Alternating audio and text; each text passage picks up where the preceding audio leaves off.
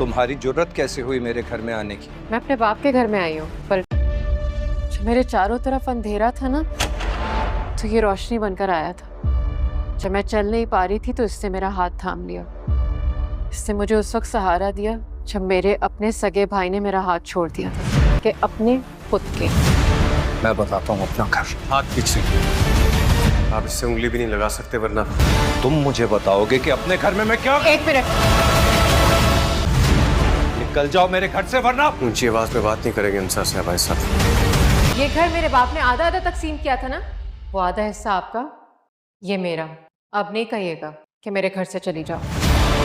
अनस और आंसा एक दूसरे के लिए बहुत ही बड़ा सहारा है। अब आंसा अपनी किताबें लेने के लिए अपने भाई के घर पर जाती है अनस के साथ। उसका भाई उसे अंदर घुसने नहीं देता, तो वो कहती है कि पीछे हटे रास्ते से मैं अपने बाप के घर पर आई हूँ, बल्कि अपने ख़ुद के घर पर आई हूँ। वो उसके साथ बदतमीज़ी करने की कोशिश करता है, उसे धक्के मारने लगता है। तो अनस सामने आ जाता है और कहता है, प्लीज़ भाई साहब, आप इसे हाथ नहीं लगाएंगे।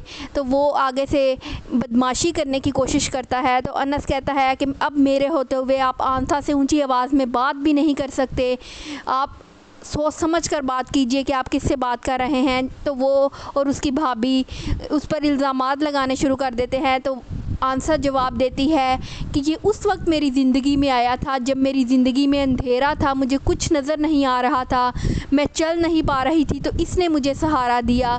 उस वक्त सहारा दिया जब मेरे अपने सगे भाई ने मुझे धक्के मारकर घर से बाहर निकाल दिया था।